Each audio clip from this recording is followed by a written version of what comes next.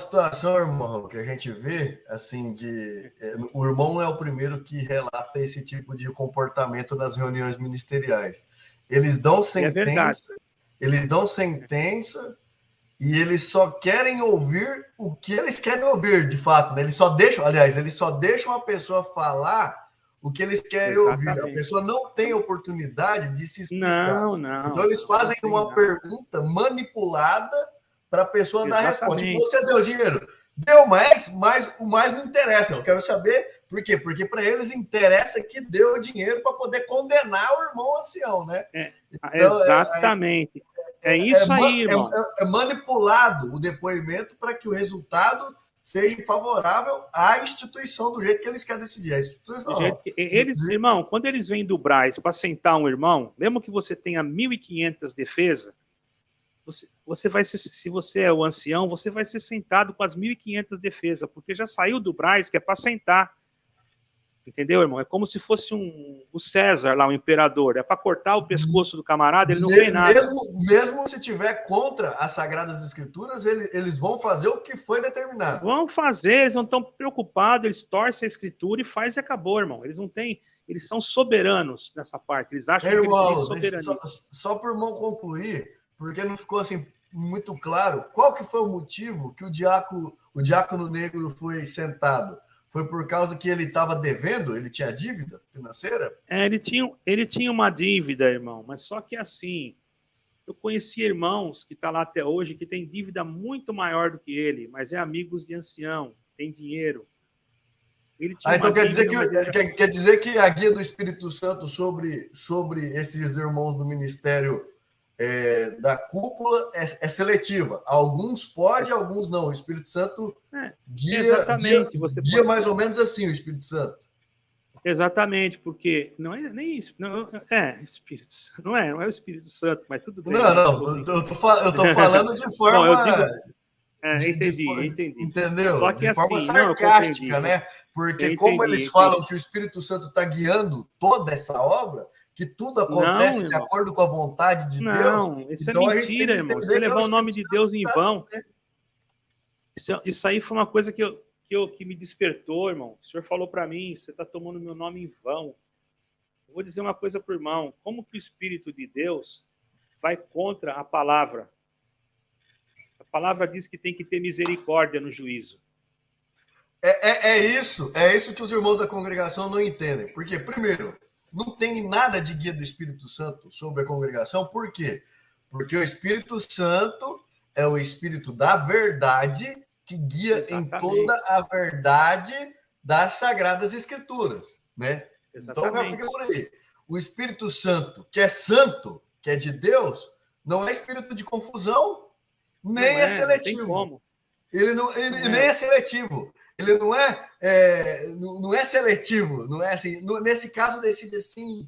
Nesse caso, tipo, irmão, no caso do diácono borracheiro, ele está endividado, tira o ministério dele. Mas no caso do ancião, que a polícia prendeu e que está com tornozeleira, não, tá tudo bem. É isso que eu ia falar. Exatamente. Vamos estar entendendo?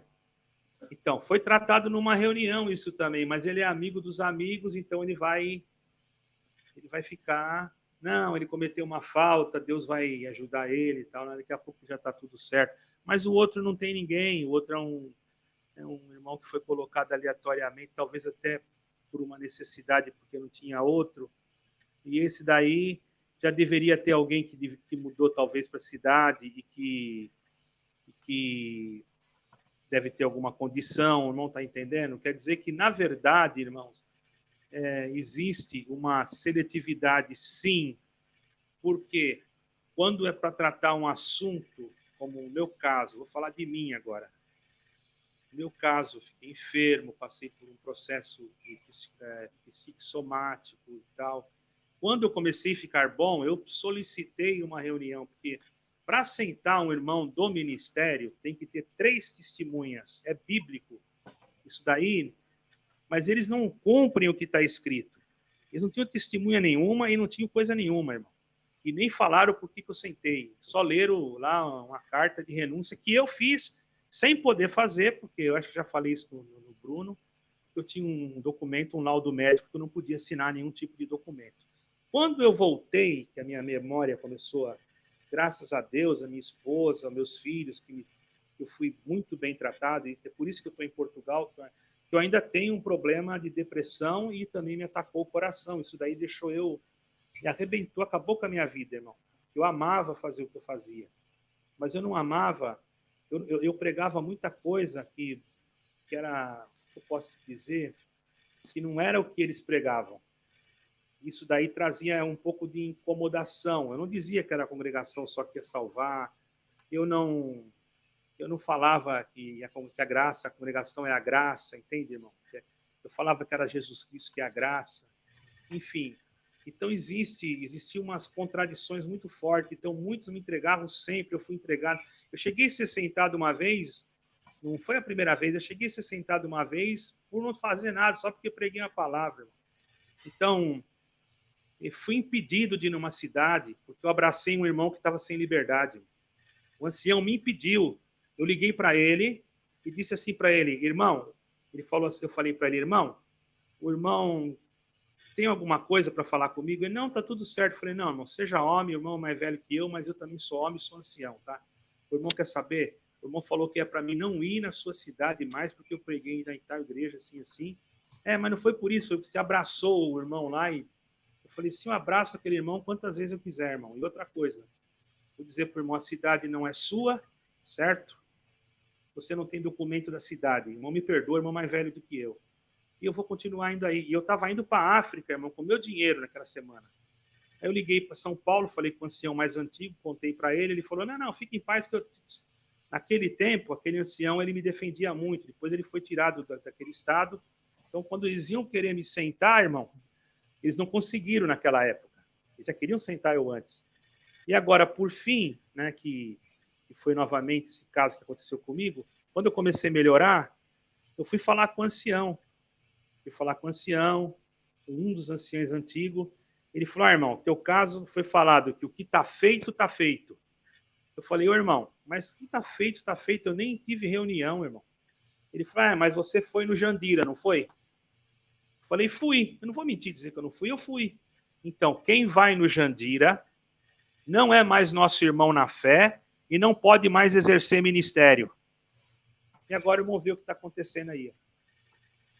Ô, irmão Raul, eu estava esperando para abordar essa questão mais para frente, mas já que entrou no assunto, nós vamos entrar nesse assunto agora. É muito interessante, né? Eles cortaram o irmão de vez, a decisão final deles te cortarem foi porque você congregou em Jandira, né? Você congregou lá no... Falaram, ele falou, não, na verdade não foi bem isso, na verdade eu queria uma reunião, mas ele falou assim, que não ia ter reunião, porque mesmo que tivesse, eu já não ia poder exercer nada, porque eu fui no Jandira, porque quem vai no Jandira não é mais nosso irmão, né? Vamos estar entendendo, né? Sim, eu entendi. Então, a questão... A câmera, acho que a sua câmera deu uma congelada. Os sinais estão se cumprindo e a cada dia estão mais claros.